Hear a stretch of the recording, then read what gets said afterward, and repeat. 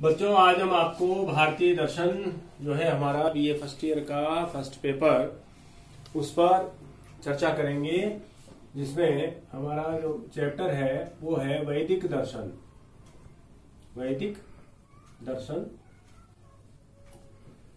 है ना। वैदिक दर्शन में क्या सीधा सा है कि जो है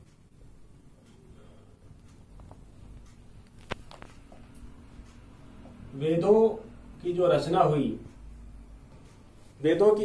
हुई और उन वेदों के अंतर्गत जो जगत और ब्रह्मांड संबंधी जो दार्शनिक बातें हैं, उनमें जो है कि जगत के बारे में और जीव के बारे में क्या कहा गया, किस प्रकार से वेदों के अंदर दार्शनिक समस्याओं का निदान मिलता है, वो सारी बातों को समाहित करके वैदिक दर्शन नाम दिया गया। आप लोगों को पता होना चाहिए कि जो है वैदिक दर्शन में जो है हम 4 वेदों के बारे में अध्ययन करते हैं।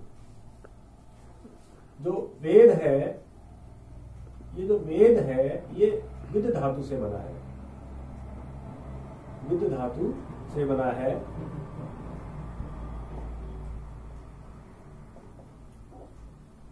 बना है जिसका अर्थ है ज्ञान।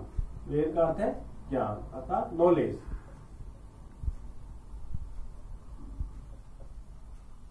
नॉलेज ज्ञान विद धातु से बना है जिसका अर्थ है ज्ञान अर्थात वेद वे ज्ञान के भंडार हैं जिसमें संपूर्ण ब्रह्मांड की जानकारी समाहित है वेदों के अंतर्गत। ठीक है ना। और इसमें क्या है कि वेद जो हैं वो अपौरुषेय है। क्या है? अपौरुषेय। अपौरुषेय क्या होता है कि वेद किसी पुरुष की रचना नहीं है, वेद किसी मानव की रचना नहीं है। ऐसा माना जाता है कि वेद ऋषि मुनियों के द्वारा जो सुनी गई वे ज्ञान की बातें जो ईश्वर के द्वारा प्रसारित की गई, अर्थात ईश्वर के श्रीमुख से वेद रूपी ज्ञान जो है कहा गया, ऋषि मुनियों ने उनको सुना और एज इट इज वेदों में उनको संकलन करके जो है 4 प्रकार के वेदों का विभाजन कर दिया गया। ठीक है। तो वेद जो है अपौरुषेय है क्योंकि ये मनुष्य की रचना नहीं है, मानव रचित नहीं है। अपौरुषेय का मतलब तो क्या है? ये ईश्वर रचित है, मानव रचित नहीं है। ठीक है। ईश्वर की वाणी है वेद, जिनको ऋषि मुनियों ने संकलित किया और साहित्य के रूप में उनको फिर वेद का नाम दिया गया। ऐसे वेद हैं। और वेद जो है अनादि है, शाश्वत है ना। हमेशा से इनकी सत्ता रही है और जब से जगत है तब से हम वेदों को स्वीकार करते हैं। और फिर वेद शब्द जो है इनमें 4 संहिताएं हैं, ऋक, यजु, साम और अथर्व। ये 4 संहिताएं हैं। ठीक है। फिर इसका जो और क्लासिफिकेशन करें तो बात आती है वेदत्रयी की। बहुत इंपॉर्टेंट टर्म है जिसको अक्सर पूछा जाता है, वेदत्रयी। इसमें क्या है? आरंभ के जो 3 वेद हैं, आरंभ के 3 वेद। आरंभ के 3 वेद कौन से? ऋग्वेद, यजुर्वेद, सामवेद और अथर्ववेद। सॉरी, आरंभ के 3 वेद। ये हो गया वेदत्रयी। इस प्रकार से इसका विभाजन मिलता है। और इसके बाद में जो अन्य विभाजन है वो है चतुर्वेद। चतुर्वेद में इन 3 वेदों के साथ साथ अथर्ववेद भी जुड़ जाता है। अथर्ववेद सहित कुल 4 वेद। ठीक है ना। ये चतुर्विध विभाजन है, जिसमें पहला है ऋग्वेद, फिर यजुर्वेद, फिर सामवेद, फिर अथर्ववेद।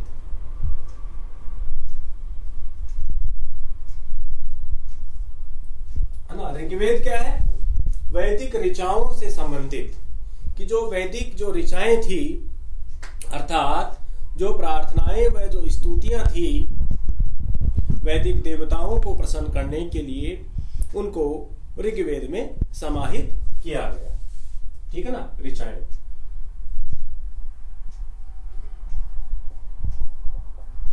स्तुतियां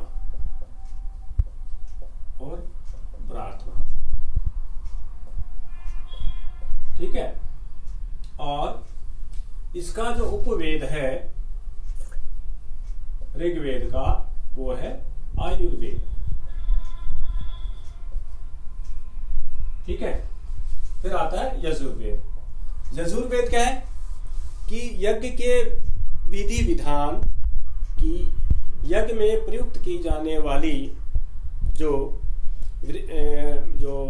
हवन वेदिका है, अर्थात किस प्रकार से यज्ञ किया जाए, उसके जो नियम हैं, उसके जो विधि विधान है, उसको हम यजुर्वेद में लेते हैं।